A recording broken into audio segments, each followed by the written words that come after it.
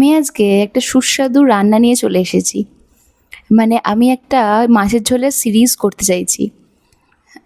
যেটাতে মানে মাছের বিভিন্ন রকমের পদ থাকবে, মানে বিভিন্ন রকমের মাছ থাকবে, কিন্তু ঝোলটা ওই পাতলা ঝোলই হবে। এই গরমের মধ্যে মানে বিভিন্ন ধরনের বিভিন্ন সবজি দিয়ে ঝোল করব। তো এইটা একজনের মানে ছিল রিকোয়ারমেন্ট, মানে একজন বলেছিল যে একটু এরকম টাইপের কিছু সিরিজ কর না, তাহলে খুব ভালো হবে। কারণ এই গরমে মানে কি বুঝে পাই না কি রান্না করব। তো অনেক সময় অনেক ফ্রিজে মাছ থাকে, কিন্তু কি দিয়ে কিভাবে করব মাথায় ভেবে পাই না। তো তোর এরম যদি কিছু ভিডিও থাকে তাহলে আমি ওখান থেকে দেখে দেখে তাহলে করতে পারবো।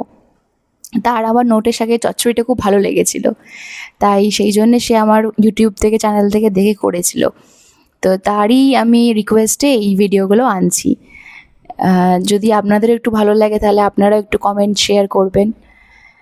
তো চলুন দেখে নেওয়া যাক আজকে কীভাবে রান্নাটা করছি।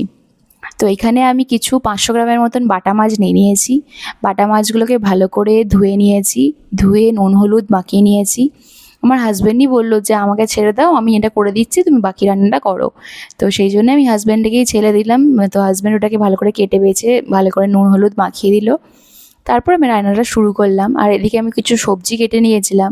সবজির মধ্যে আলু, কাঁচকলা আর বেগুন কেটে নিয়েছিলাম ভালো করে। আলুগুলো বেশ লম্বা লম্বা করে কেটেছিলাম, যেরকম ঝোলে আমরা দিই। আর বেগুনগুলো কেটেছিলাম চৌকো চৌকো করে। আর এর সাথে দিয়েছিলাম আমি ওই কাঁচকলাটা ভালো করে একটু হলুদ মাখিয়ে নিয়েছিলাম, নাহলে কালো কালো হয়ে যায়। আমার কাছে লেবু থাকলে লেবুই মাখাই, কিন্তু লেবু ছিল না বলে আমি অল্টারনেটিভ হলুদ দিয়েছি। আপনাদের কাছে যদি লেবু থাকে লেবু দিয়ে মাখাতে পারেন। তো আমার কাছে হলুদ ছিল তাই আমি হলুদ দিয়ে মাখিয়ে নিয়েছি। দিয়ে আমি এদিকে রান্না বসিয়েছি। প্রথমে আমি কড়াটায় তেল দিয়ে গরম করলাম। তারপর আমি বাটা মাছগুলো এক এক করে ভেজে নিলাম। ভেজে রাখার পর সেটাকে ভালো করে তুলে রাখলাম একটা বাটিতে। তারপর আমি কড়াতে আরেকটু তেল দিয়ে ওর মধ্যে দিলাম আলু, কাঁচকলা ভালো করে ভাজলাম লাল লাল করে। তারপরে দিলাম বেগুনটাকেও ভালো করে ভেজে নিলাম কাঁচকলার আলুর সাথে। তারপর আমি তাতে এক একটা করে মশলা দিলাম। প্রথমে দিলাম আমি ধনে গুঁড়ো, তারপর দিলাম আমি জিরে গুঁড়ো, তারপর দিলাম হলুদ গুঁড়ো। আর নুনও আপনারা দেবেন, সেটাও আপনাদের স্বাদ মতো নুন দেবেন। ভালো করে সেটাকে একটু কষাবেন, কষিয়ে তারপরে ওই যে আমি আর শিলে বেটে নিয়েছিলাম। আপনারা হয়তো দেখেছেন, আমি এটা বলতে মিস করে গেছি তাই পরে বলছি। আমি ওখানে শিলে বেটেছি কালো সর্ষে আর পোস্ত আর কাঁচা লঙ্কা ভালো করে শিলে বেটে নিয়েছিলাম। সেটাকেই ভালো করে বাটির মধ্যে নিয়ে একটু জল দিয়ে ওটা কড়ার মধ্যে অ্যাড করে দেবেন যখন রান্নাটা করবেন। দিয়ে ভালো করে ওটাকে একটু কষিয়ে নেবেন অল্প করে, তারপরে চাপা দিয়ে দেবেন। একটু সেদ্ধ হয়ে এলে আলু কাঁচকলা, তারপর আপনি তাতে মাছগুলোকে দিয়ে ভাপাবেন।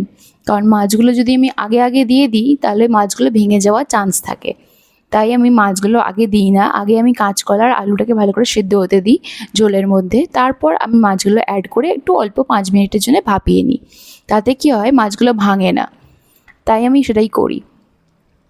তো সেটা করার পর আমি ওটাকে ভালো করে ভাপিয়ে নিলাম। দিয়ে আমি একটা পাত্রে তুলে রাখলাম যে বাটিতে রেখেছিলাম মাছগুলো ভেজে।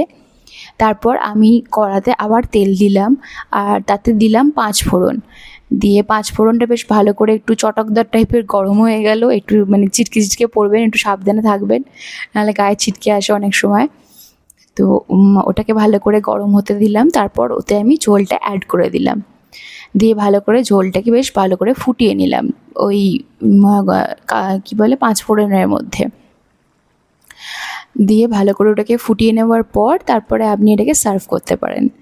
আর যা অসাধারণ লাগে না এই ঝোলটা, এই পাতলা পাতলা ঝোল বাটা মাছ দিয়ে, আপনারা খেলে বুঝতে পারবেন। হ্যাঁ, এর সাথে অবশ্যই রাখবেন একটা গন্ধরাজ লেবু। আমি এটা সার্ভও করেছি, সার্ভার ভিডিও আসবে।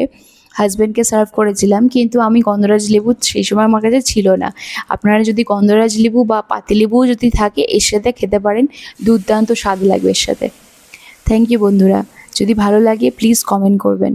Thank you.